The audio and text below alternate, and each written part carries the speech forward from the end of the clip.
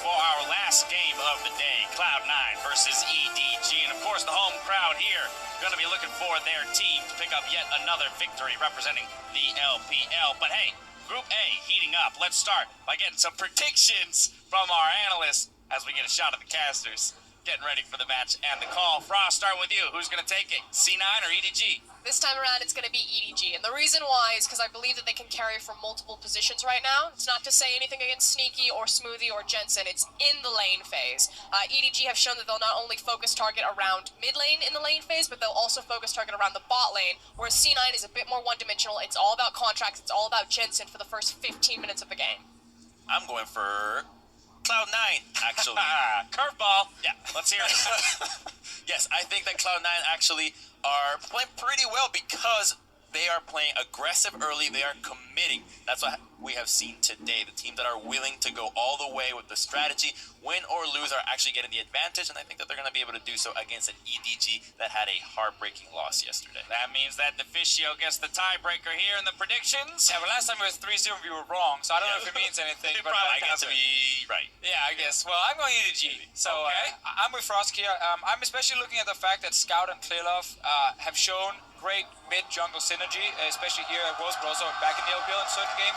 They should be able to match what Jensen and Contracts will be doing, and I actually favor the bot lane of EDG above the one from C9, especially in the late game. I think Ibor has actually been pretty good in a lot of these fights here, so I see EDG winning the late game, which is where I think the game is going to go. Yeah, quick hit. Specifically on the late game, I think Cloud9 have much better objective setup, particularly vision control, than EDG and most of the LPL teams do, but I think their team fighting is sometimes just a little bit disjointed. They seem a little bit slow to the punch, and where EDG do struggle with team fighting, Cloud9 won't punish them for those mistakes. All right, well, there you have it. We have a split desk. We'll find out which prediction is correct soon enough. Time to throw it back over to the casters. Get us into the final game of the day.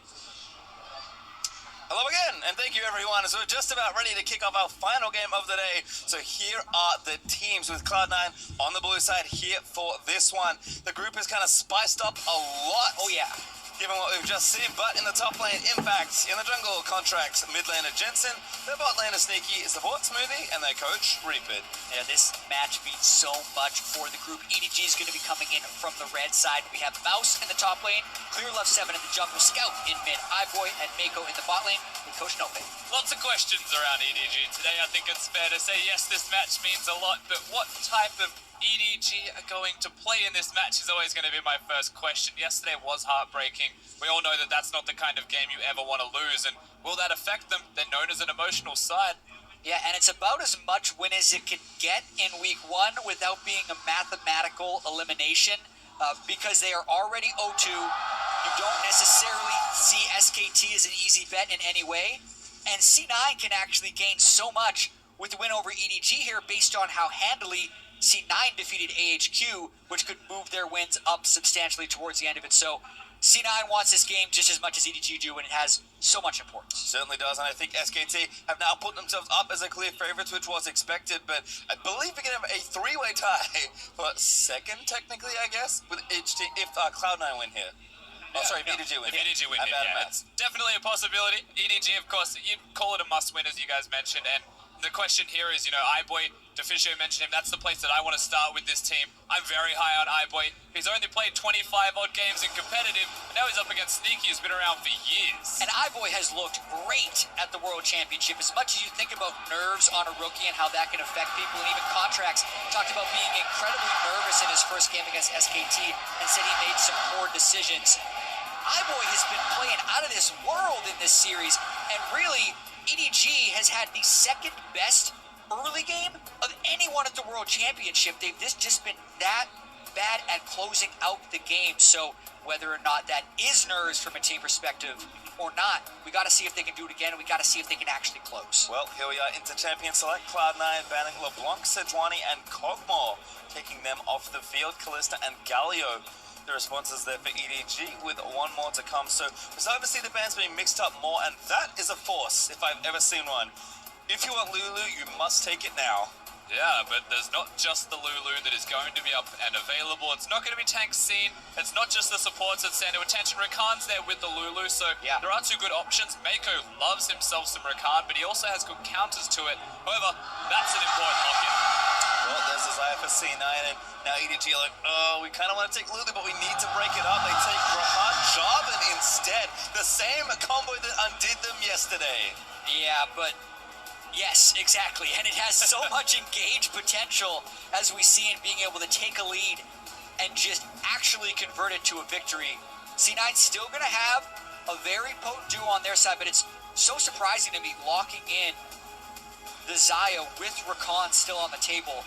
Not many teams have that priority. I agree, and again, Mako is a very good Rakan. The LPL getting Jarvan and Rakan is something that is always going to be terrifying. They love engaging. You've seen WE, you've now seen RNG, and now it's EDG's turn to try and play the exact same style of composition.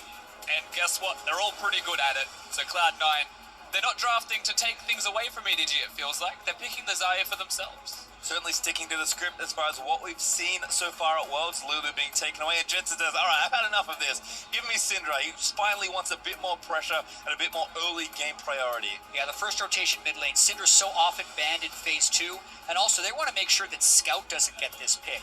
I think this is a power play by Jensen, knowing both these teams have had such successful early laning phases with the mid lane, and Scout kind of understands what's happening here. He's picked Lucian 2 in 2 games.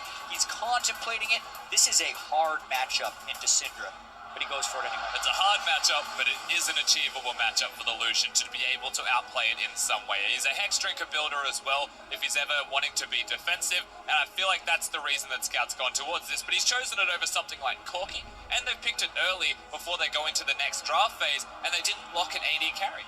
Well, I'm excited because it's a very exciting matchup in the mid lane, but we'll get there in the game as Ezreal banned by EDG, taking that away from Contracts, who has, I believe, been playing quite a lot of it since his advent into the jungle. Rumble, the response there from C9, trying to really pick apart the other ends of the comp from EDG. Exactly, and yes, this is going to be a sensor game, but it's not going to be the one we've seen a lot of where they're just doing this late game arms race of who can scale up the fastest. We have a lot of engage and a lot of action coming out of this mid lane.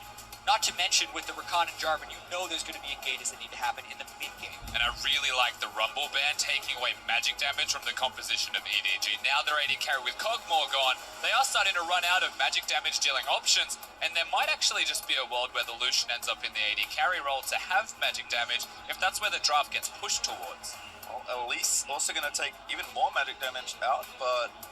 Oh, okay, they think it's top lane Jarvan, that's why. Alright, makes sense there. I mean, for me, in my head, Clearlove's played so much Jarvan in his very long career, but you're right, often seen top lane as well.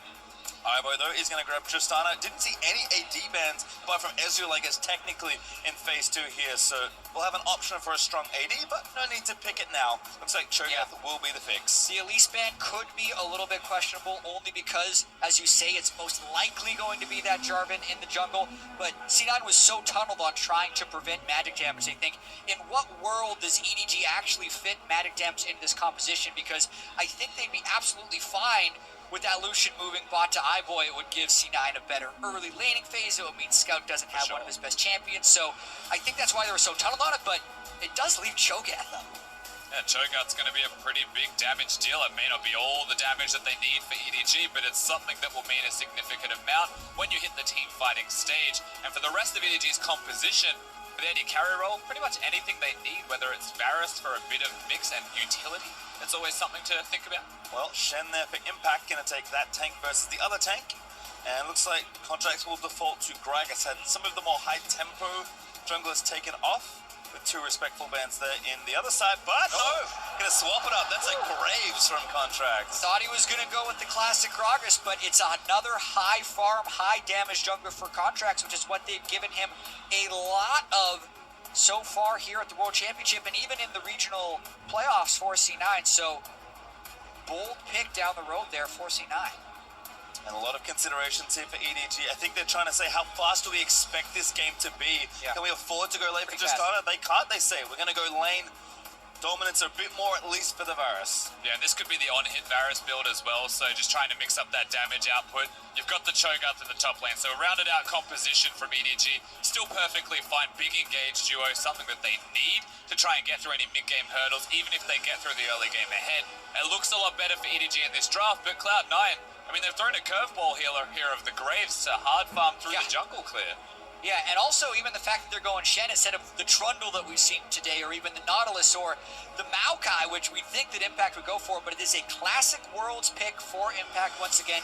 Maybe it's that just enabler for Contracts to go even more aggressive, having the Shen in his back pocket when he's trying to make these invades. And yeah, as you guys mentioned, this is less likely to be that super late game matchup, and these guys have to pick for some of the mid and early game choices. And we're probably expecting some more of this as the tournament goes on, just teams figuring out ways to speed up the game. Because if everyone's going late, at some point you meet in the middle, I feel like. So we'll be curious to see as the tournament develops how the game goes, but this one should be quite explosive for our last one of the day. Yeah, also can't wait for the mid lane. Both these guys have been so dominant in that phase. Yeah, definitely the place to watch. Scout is a bit of an enigma. Can he pop off is always going to be the question.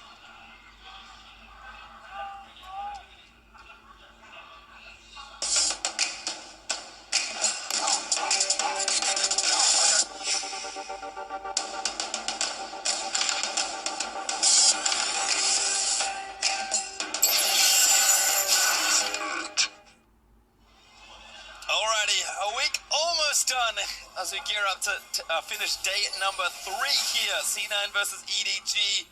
1-1 for C9 as they move into this game. EDG with a big old bagel in the win column, sitting at 0-2.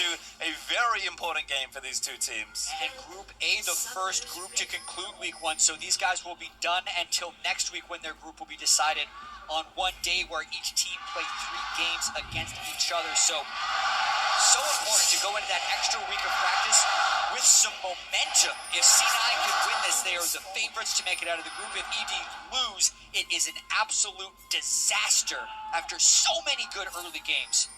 Yeah, definitely true. So they need this win now, try and reset the defeat and victory ratio for themselves, or week number 2 becomes rather dire. And it all starts through that early game pressure, and some changes have already come into effect here. Firstly, it's not Rek'Sai, it's Jarvan. It's still very good early ganker, but has a bit more of a wombo with the Ricard when they group up. And this, to me, speaking towards EDG, is a big win. They've got a utility bottom lane, and Mako's the shot caller for the team. Clearlove's the shot caller for the team. Put it all together with the draft, that's a good start. So just to note, EDG 5-man invaded at level 1, didn't find anything. Mouse swept a ward that they killed with a sweeper trinket, and now he changed it back in. So EDG are really posturing for something very cheeky here, but a great ward is going to spot them, but they kill it. They kill it again. That's 2 ward kills already.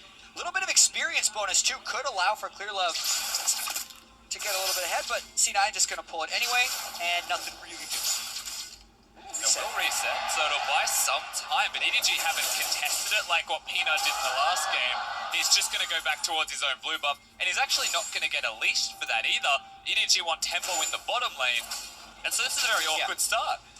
Jarvan also doesn't clear very well by himself. He gets very low on his first clear, so don't expect too many early games from Clearlove in this one.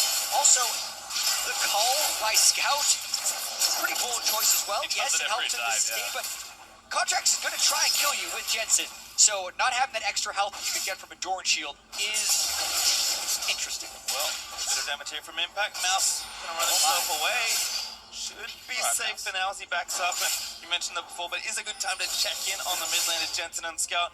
Interesting start to the group stage for both of them, and as expected of the caliber of these players, instrumental in helping their team in the early game. That was really clean from Scout as well there to dodge out with the combo. One thing to mention, Jad, is that in the LPL, Lucian's a coveted pick against Syndra. They really do like it.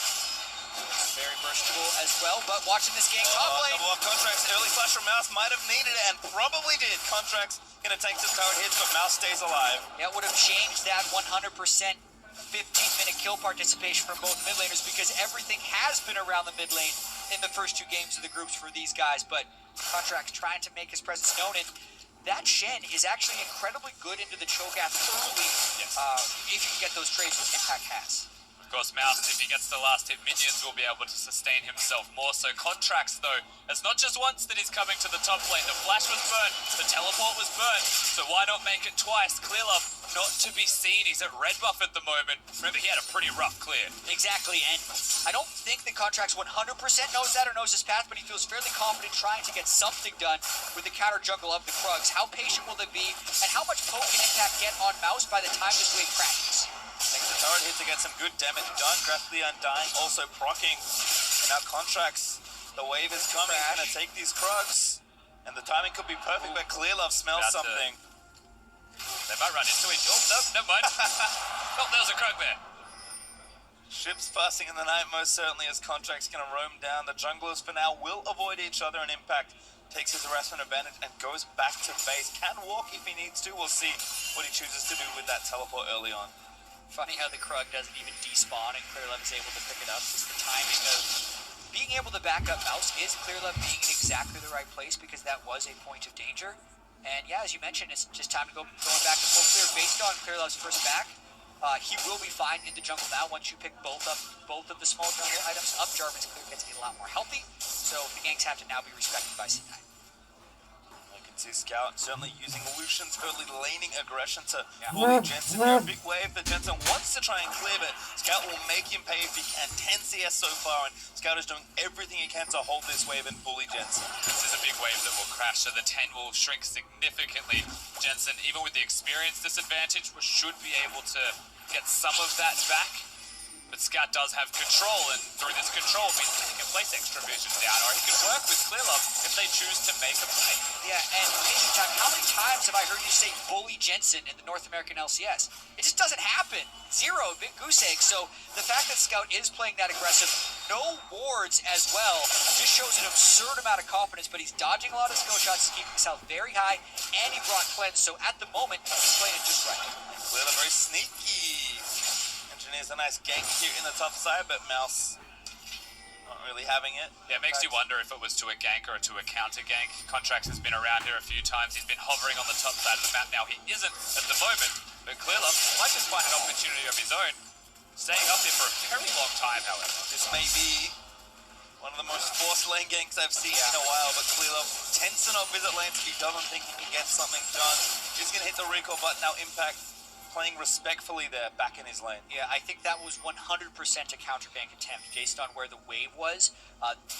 Mouse really wanted to shove it into the turn to hit level 6, and if the gank would have come, they would have had minion advantage in that engage, and I think that's why Clearlove was there. But the fact that it missed means Contracts gets to keep farming. Reminder there from Scout, actually unleashes the Kali, but Jensen now has his ulti Contract. He's gonna make it happen in the shadow! Oh no, Scout! Good flash, but that's not enough. Jensen gonna grab the first blood. Yeah, awkward flash from Scout, almost not necessary in the end because he was still flashing towards Cloud9's base. Contracts was next to him, and C9, simply by having a Shen and Scout wanting to win his lane so hard, just get a kill.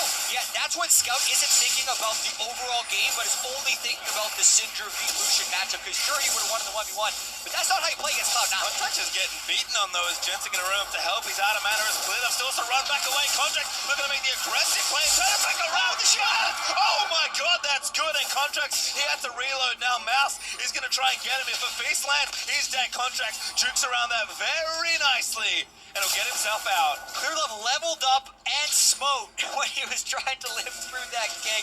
Very nearly what could have turned into a big mid lane snowball right there if they get a kill on the jungler and the mid, but for now, that lane is still somewhat stable. And well executed by Contracts, all things considered, to get himself out alive, dodging all of the ruptures. Clearlove needs to be careful. He's probably going to die to a blue buff. Good W. There we go, everything will just simmer down again. Well, Scout gets the blue buff that Clearlove is probably going to remind him just how important that was. Mouse again trying to fight Impact. Rupture lands. Fast procs and top laner's trade, but Impact has found a lot of traction early in this lane. It's about 25 CS ahead right now. Yeah, Mouse doing what most Cho'Gaths do, trying to use his feast on cooldown after he hits level 6 to max stack as quickly as possible, but every time he does that, Impact feels free to flash to taunt forward and go for more. But we're going to watch this one more time. Remember, no magic resist for Scout here. They haven't necessarily recalled, and they're both level 6. So he's playing the range very well. The start here, but then Jensen's like, wait a minute, I have Contracts and Shen here. It was a ruse all along. Your cleanse is useless against my raw unleashed power from Syndra. So Scout disrespects it and gets killed. Yeah, I mean, if you remove the tab button from his keyboard, he was doing all kinds of things correctly, but there was a Shen. There's always been a Shen since draft phase, and he just didn't actually notice that, as it seems. Yeah, and we saw the jungle proximity at the start of the game. Scout was much higher than Jensen. Jensen's actually averaged a lower jungle proximity in the first 2 games than he did in the North American LCS, but how quickly C9 get in and get out in the mid lane is what catches people off guard a lot of the time. Scout had not been visited by contracts for the first 6 minutes of the game, probably felt pretty safe for that all-in. He was not.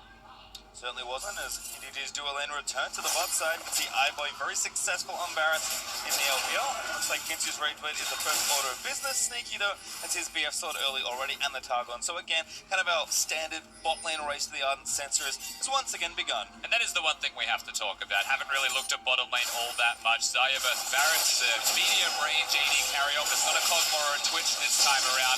And there is a very serious carry potential still from iBoy simply existing. Top lane's just fighting each other, really ruining. iBoy's a really good Varus is the point that I'm making. He's actually incredible at it. And it's one of the few champions, like, he plays Ashe and he relentlessly feeds. But for some reason, Varus, which has similarities, he's really good at. And this has a huge mid-game power spike. If they get to the Kinsu's Rage Blade before Sneaky can get to the Essence Reaver and Zeal upgraded. Currently, their laning phase has been quite strong. We obviously haven't visited down there because all of the ganks have been happening on the top or mid side of the map, but we have to watch out for those power spikes. Well, a bit more attention here. Mako is now level 6, so either lane pressure or even roam pressure can be very heavily applied with this Rakan. We also saw Impact earlier, still holding a nice 20 CS lead. Has been bullying Mouse with the Tiamat where he can, but getting his armor and getting his items. So right now, bot lane, he's going to start it up. Mako missing that knockup, but Clearlove very sneaky as they have a contract. Now on the mid lane, this could prompt lots of action as Shen. He's going to room in as well. A great cleanse off, but it's not enough as Impact taunts down and kills Scout. It's a party, and Impact has so much pressure in that lane. Oh, boy, what a huge chain of corruption! Smoothie, get a flash and try and get up a Clearlove. Dunks him for the kill. And the immediate response from EDG on the bottom side of the map. However, Cloud9 did it earlier, they did it more successfully, and they were already at the turret when it happened. So it's still a big win for C9 here. EDG have responded, so we'll see how much more they get. Yeah, mid lane turret going down first. Very big in the grand scheme of this matchup, but change of plans for Clearlove. He's like, Scout, there's nothing I can do, man. That's a volatile matchup. The Syndra's going to kill you whenever they press R on you because the Syndra's ahead. Gank bottom lane. Max range R from the Varus to set up the entire CC chain, and they get the turret for themselves down bottom. But we're going to watch that mid lane gank one more time. Yeah, so Contracts just finds Scout walking over to the side of the map where Clearlove was ultimately up. Feels like he didn't know that there was a grace there. He wasn't even warding. He was actually just walking towards the bottom side. But iBoy, target selection here is very clever. Sneaky has the ultimate. If he sees it going towards him, there's a chance he just presses R and walks away with all of his summoners. So they pick the Lulu. Yeah, really nice choice right there. I think we're going to see more and more teams go for the supports in these games because they are the ultimate enablers, and they're so squishy. These sets are built with no sightstone do die very quickly. And what better champions to do exactly that, right? The Varus and the Rakan, very good at killing Lulus. Well, nicely played there as teams even up in turret. C9 did get first turret gold. They have an advantage, still sitting at just over 1,000 gold here in this game. Looks like iBoy and Mako actually mid lane right now, but Sneaky gonna join in. And we'll see how much pressure EDG can get here, moving their dual lane to the mid lane, at least for a little while. But Scout is also bot lane, so this could be a full-on swap for EDG, or just kind of where the farm laid. C9 responding with an Ocean Drake. Yeah, EDG trying to rebalance the map right now. The turrets have gone down in strange places. When C9 goes for this Drake, EDG's actually going to be making a play up top side. They got the initiation. Impact is already very low. Mouse does not have feast just yet. They're going to try and chase it down. Mako going to look for it. Up the quickness, wants it, but doesn't grab it with the W. No, so the Drake will be secured. iBoy's walking up, but the minions are also crashing. It looks like they will trade the turret. They'll get gold for an Ocean Drake. Yeah. Early Ocean Drake's good, but turret gold's nice. And tempo-wise, they're so far ahead technically in this play. Yeah, they're going to lose the blue buff in the Ocean Drake, but I don't know if C9 can actually get the wave to that turret in time. And EDG would probably be able to herald if they decide to give up the turret anyway. So a positive play probably for EDG here. Yeah, I'm inclined to agree. Past that, even getting the Herald means the mid lane outer turret's a realistic opportunity to trade what Cloud9 did earlier with their first gank towards that lane, so it could work out super well. It's about the continuation of the play, though. Do they go for another kill onto Impact, or do they actually take the Herald? Because if we're thinking about this, it's Ocean Drake for Herald, but then they're just trading turrets and they didn't get a kill. So then it's just a straight up value between the two.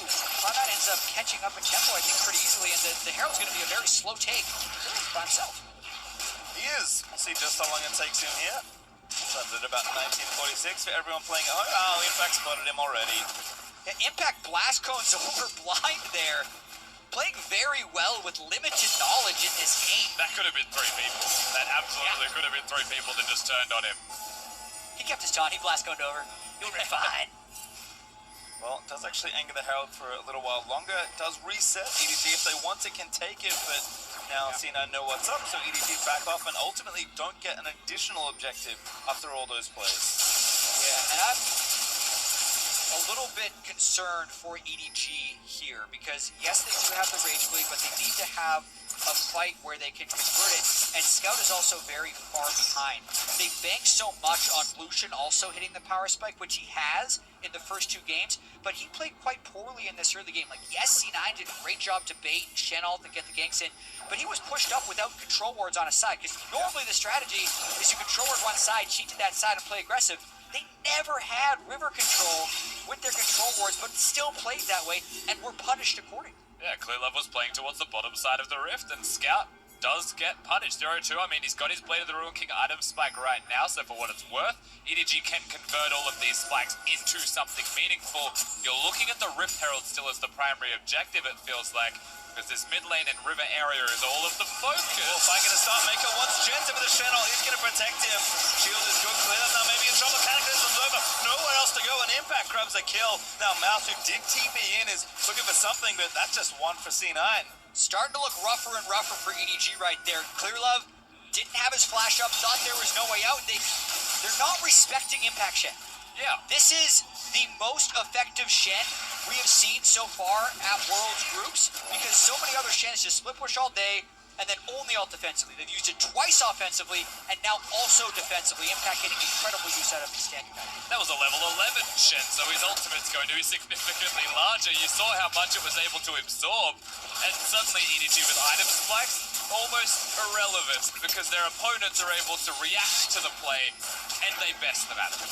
Contract's going to take his Rift Herald, does go down, and good tower to use it on in the top side. If he wants to go there, he will wander up there now as Scout was 1v2, just trying to get a bit more farm. Contracts maybe doesn't even feel like he has to use it now, checking that brush. He puts down a control ward. C9 going to be in the turret lead only briefly, very shortly, as C9 Sneaky and Smoothie are going to grab this one.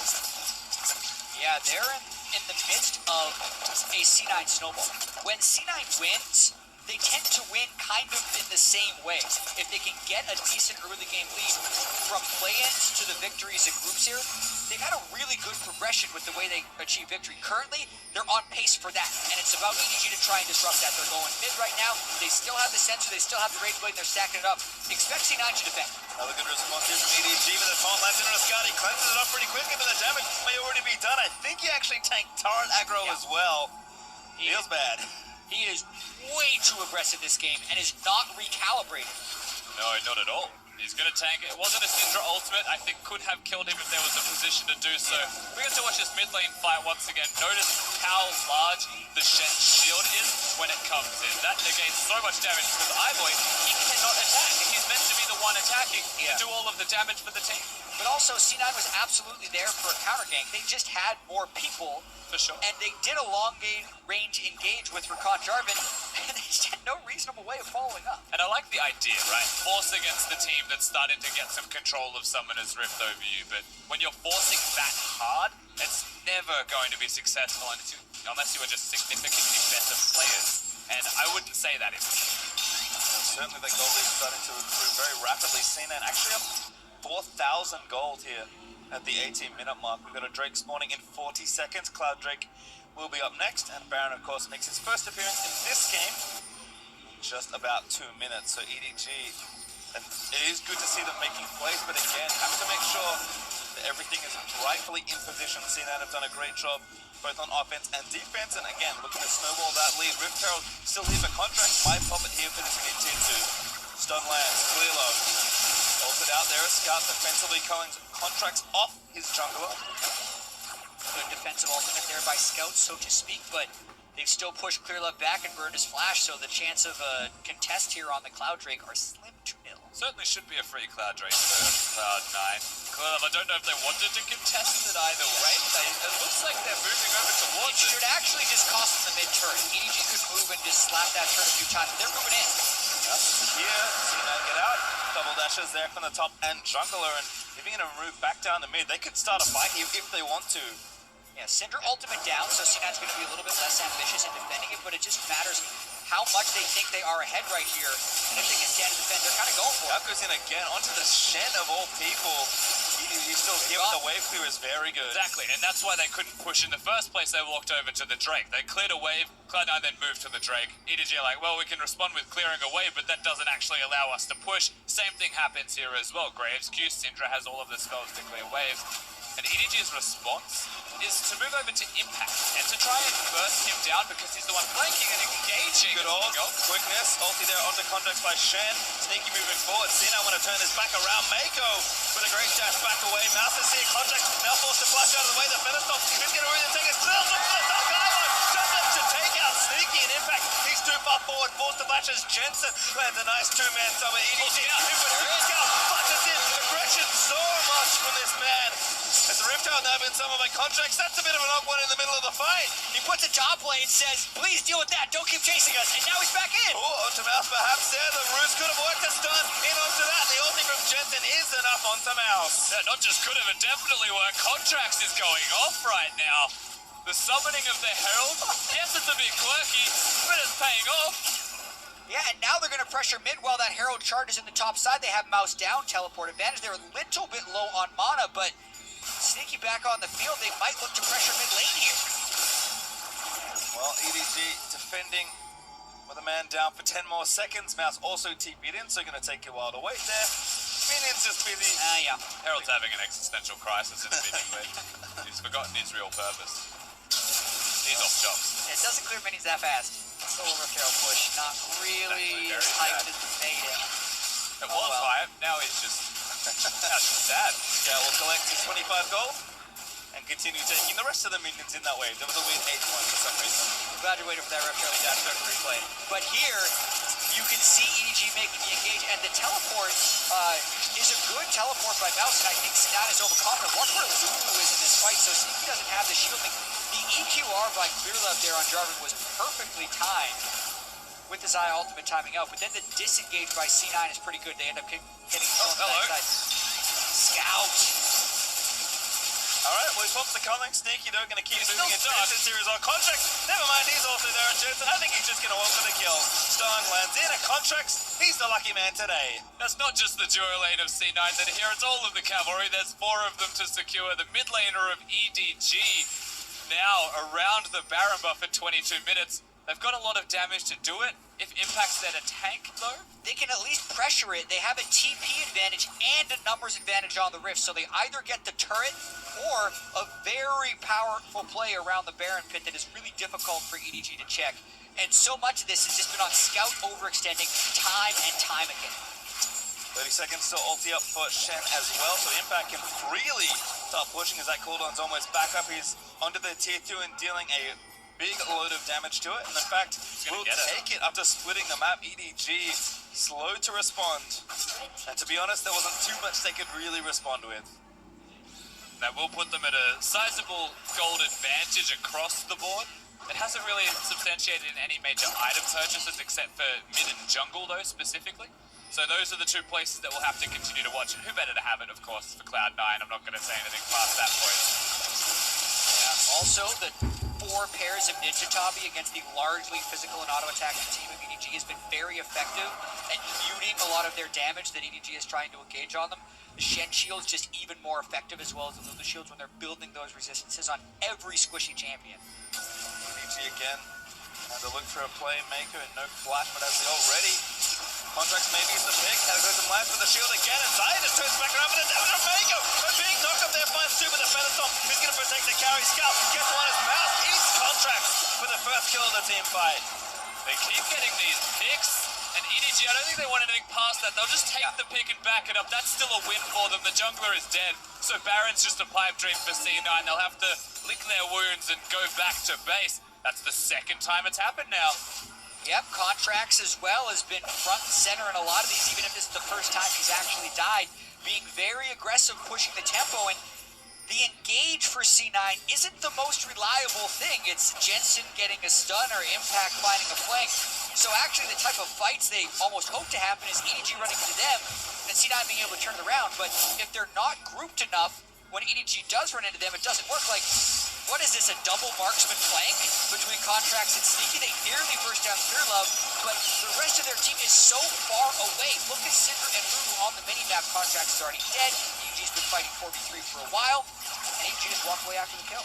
Yeah, a big problem for EDG is always going to be follow-up, but if Cloud9 are going to walk to them separated, it's very easy to initiate in the first place. And that is one thing they will have a truckload of between a Jarvan and a Rakan. Second pick in a row now.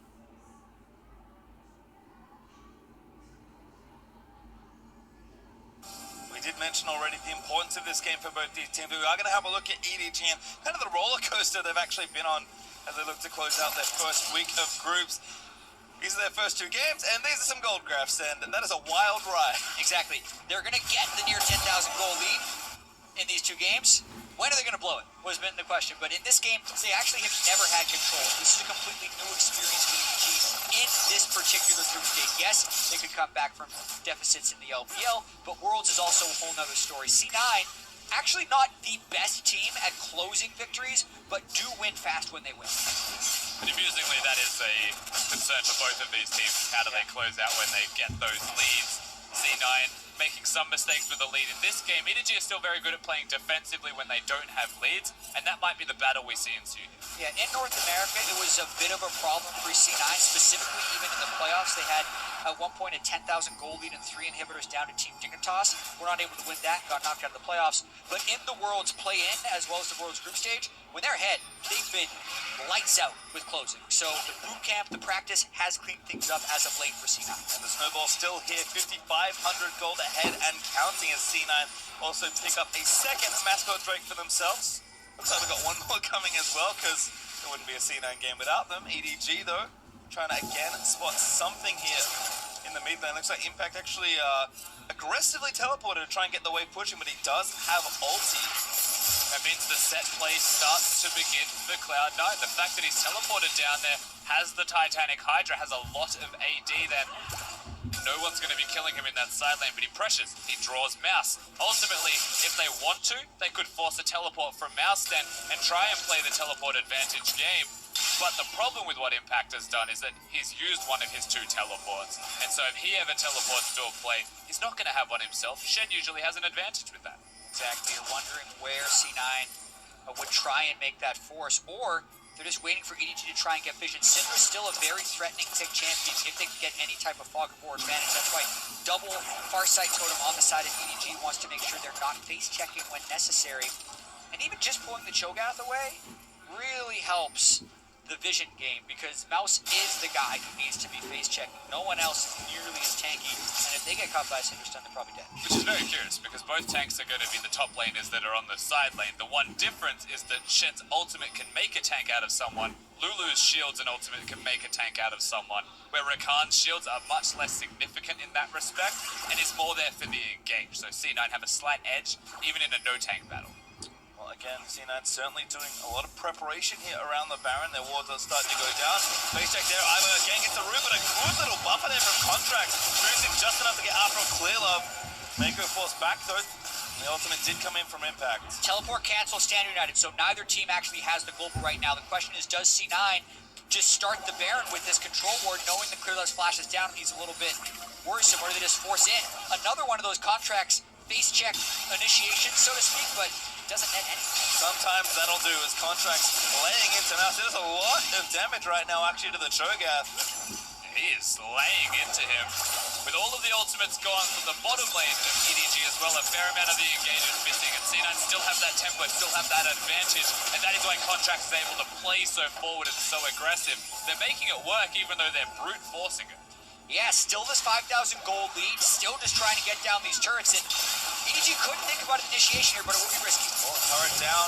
Nice play from C9 to grab themselves an objective. Damage on the Mouse as well. He's actually not that tanky in the face of effectively 3 carry champions. A great start from Jensen. Leap in with a massive pull, and Jensen grabs the instant double kill. Clear just not live as Jensen. He's going to grab the triple contract, taking a lot of heat, but he lives just barely by a shield from Smoothie. And Impact back to protect his team. Oh, amazing play. Impact with the engage. We say they don't have much of it, but clearly they have enough with Impact on Shen this game. He is playing out of his mind. Yeah, Taunt's unreliable, but not in this case when Impact's able to make that hit. C9 straight back over to the Baron, and there is no way EDG can get in here. They have no chance, and a big lead and time window for C9 to try and close out a game. Scout may get the mid lane shirt off in this one. He earned it after all the pushing he did. No, he doesn't get it! Going to live to tell the tale as well. Looks like yes, but he doesn't even get the turret. Heartbreaking. Watch Impact right here on the Shen to get this. They get the Syndra stun, triple stun by Jensen into the flash taunt, not the top flash. Impact knows exactly when to do this. Many people would top flash, but that can't get all 3 people, and since they're already stun chained, he just got point blank to get that off. That was started by Jensen, followed by Impact, finished by C9. And immaculate by Jensen as well. The taunt was amazing from Impact, and you have to give that extra credit to Jensen. Goodness. The damage he dealt in the last fight. Remember who he starts it off by stunning as well, was the support.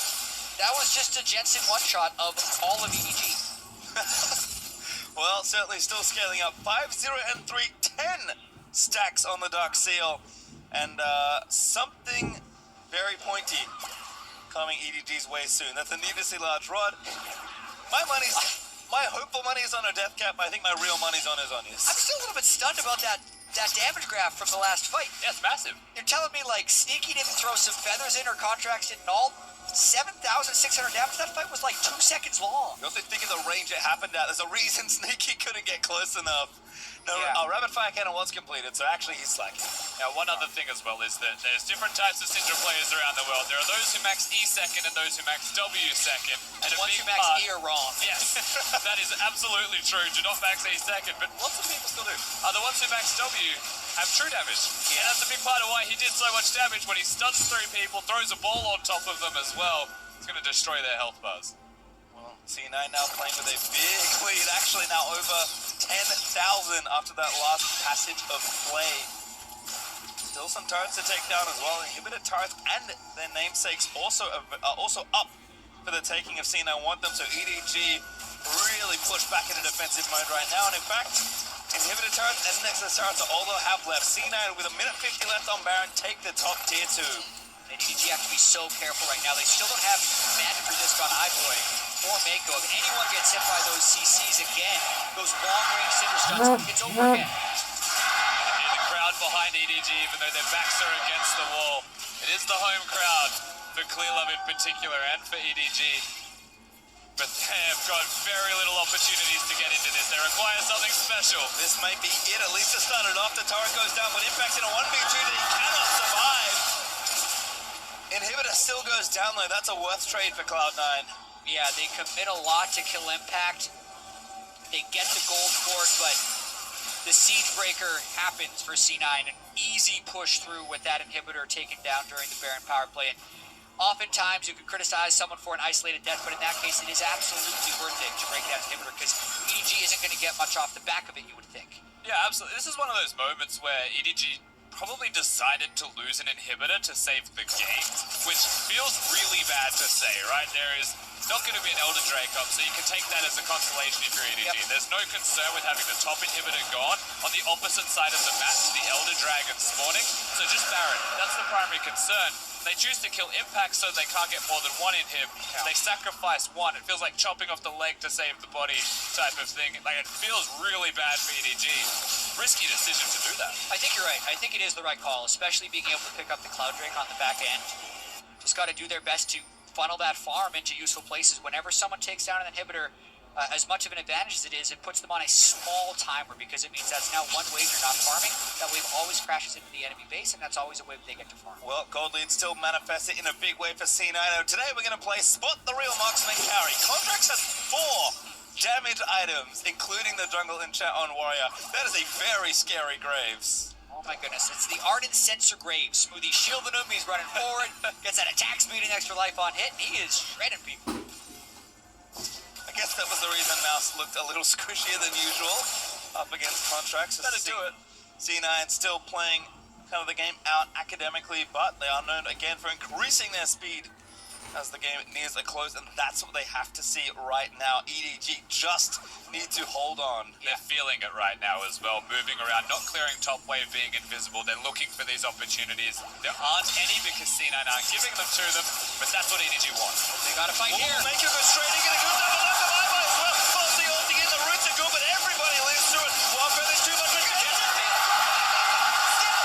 Shut that down, Feathers through. Sneaky, still gonna try and make the play. This Sire is big.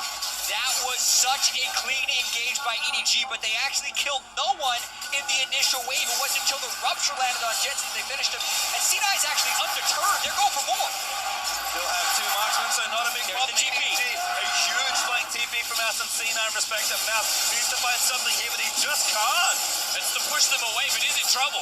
Yep, Feathers through again. So much damage to these. Oh, no! Damage shields impact. Really gonna miss that torn, but C9 undeterred. Scout back into the mix, and Sneaky does manage to kill Mouse.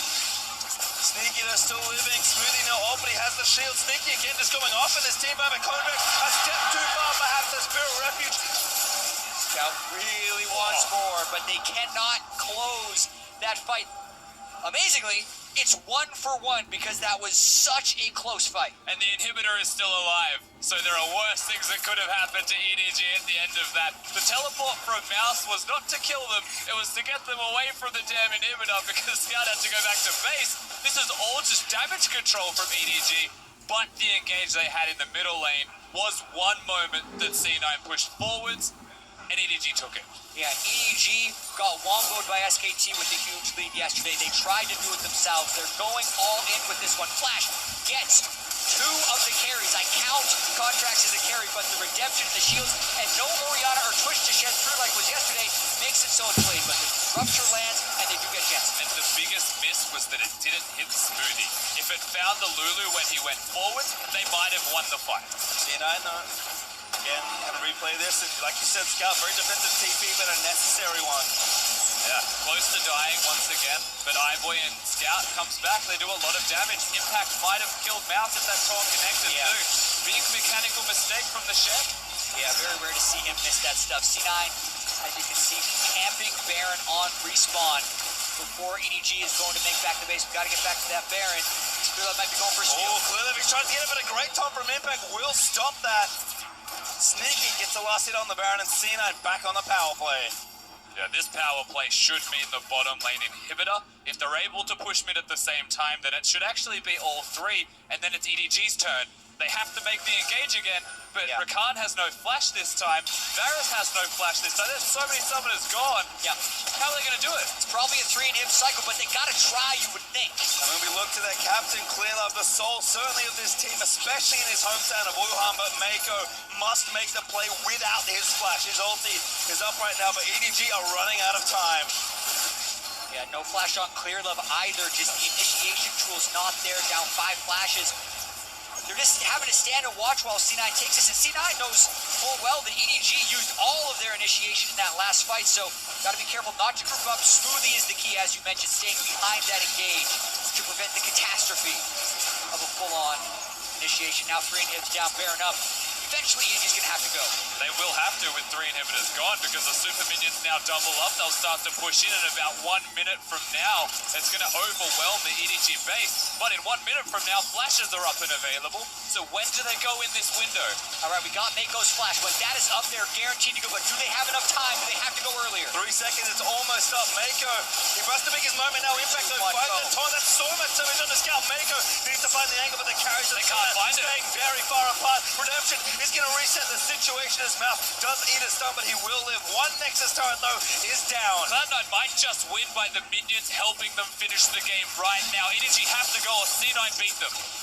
Cross flash is up. It's going to happen in the next few seconds if it's ever going to happen. 2 minutes left. The Baron Mako goes in. Needs to make the play, but all the shields is Sneaky. Getting away with Jensen. That's the dreams crushed. Mako dead. Clearlove dead. Everybody from EDG is just falling down. And in fact, he may have died, but Cloud9 today, they will pick up their victory. 2-1 now in this group.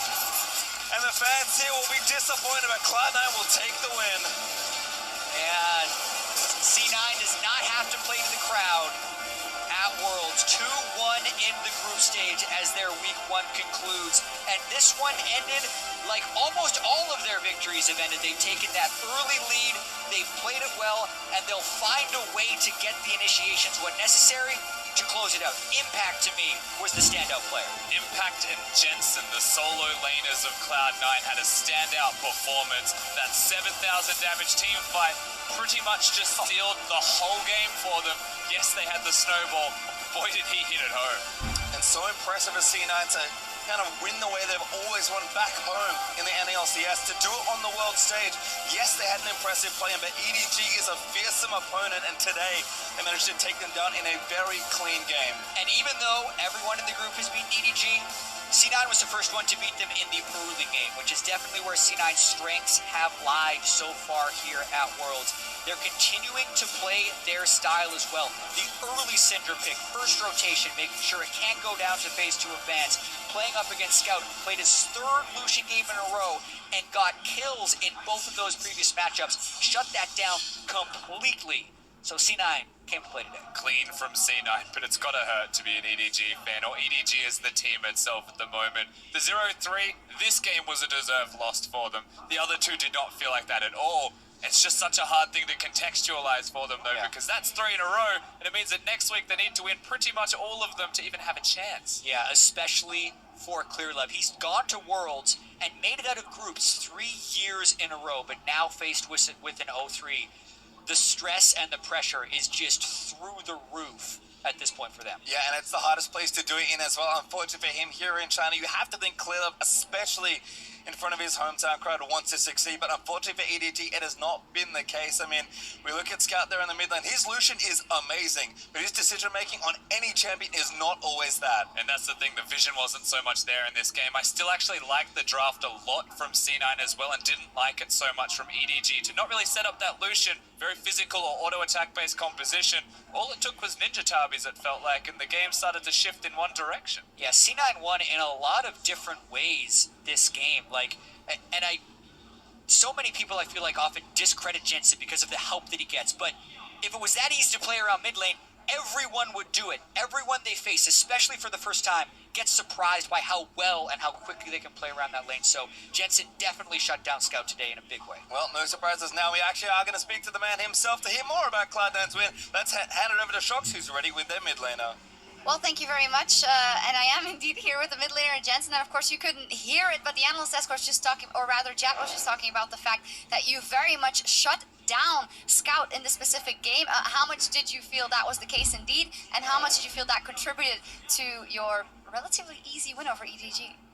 Honestly, I would say it was a team effort, mainly because we were just playing 1v1 for the early game and nothing really happened, but then we saw an opening with the Shen ult, and then once Lucian as a champion falls behind, it's really hard for him to snowball, because Lucian as a champion kind of needs to snowball, in my opinion, to be like really relevant in a game. And I think we played really well around mid pressure, so I think, I don't know if it was disrespectful of him to pick Lucian into us, but I think it kind of played the way we wanted to play the game.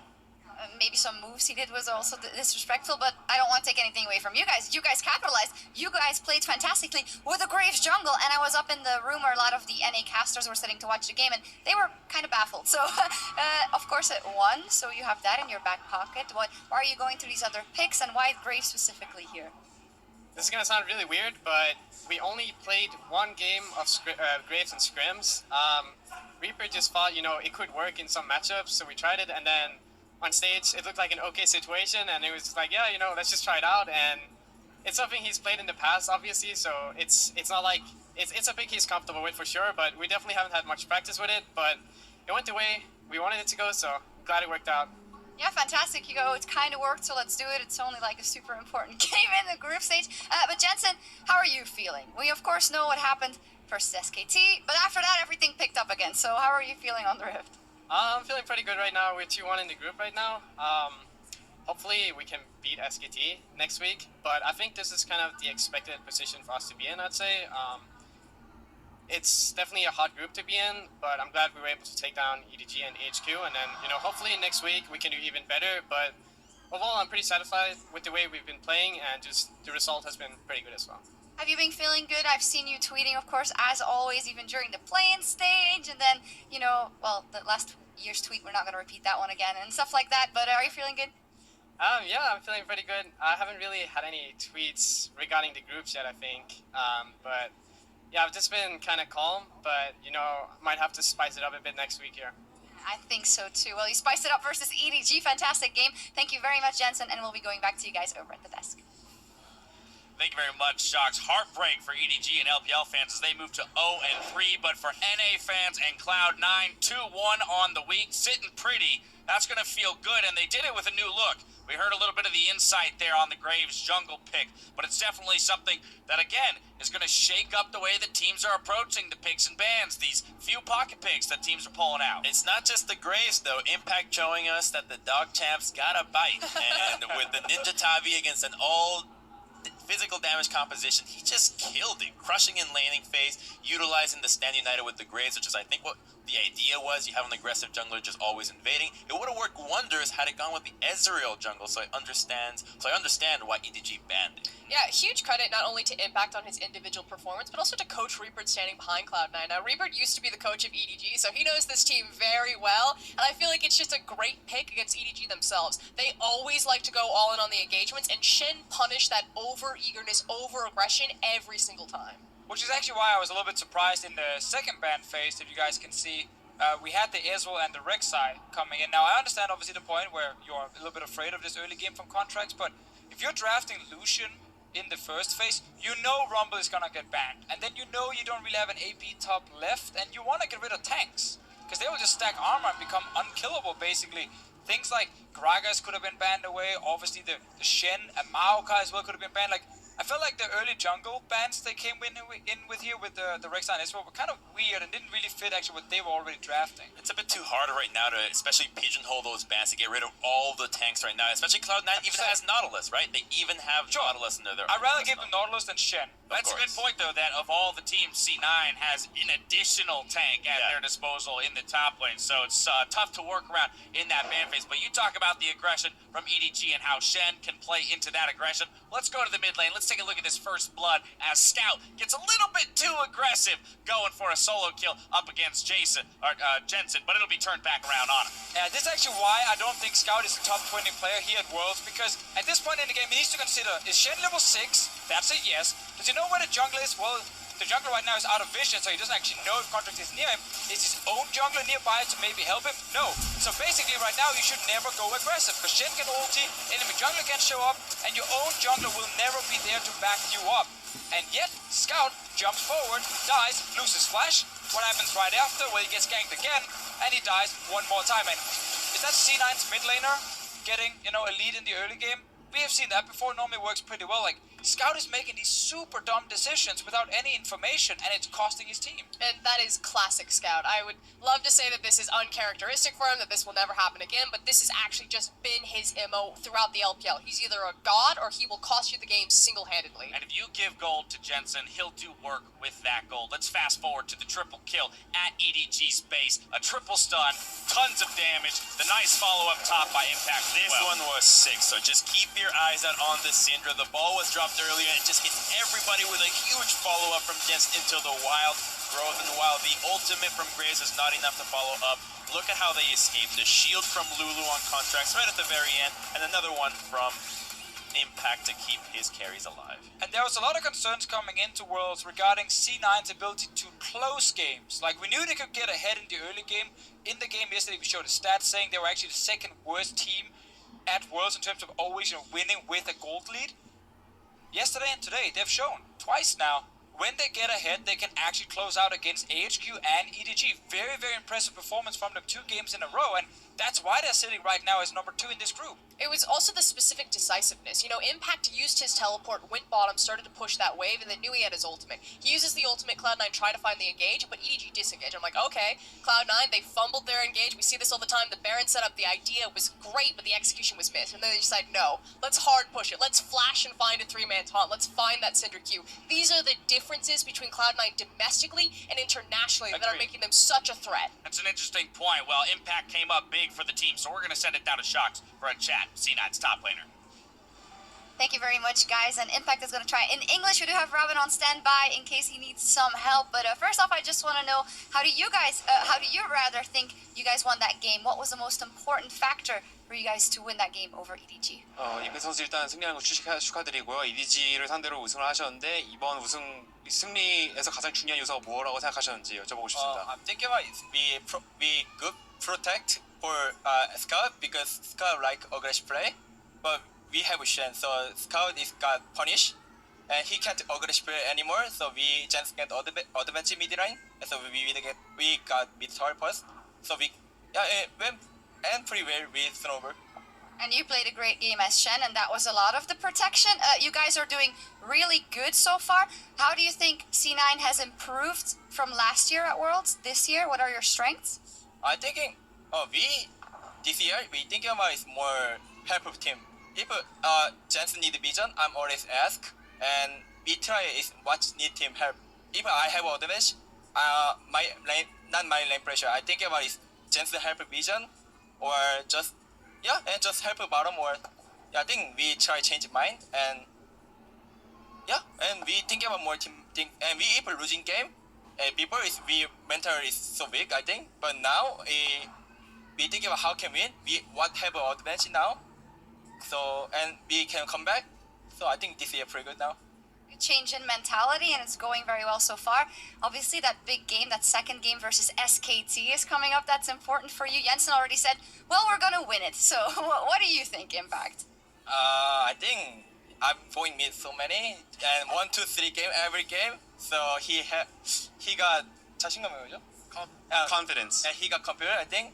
But and next week I go mid again. So just can win.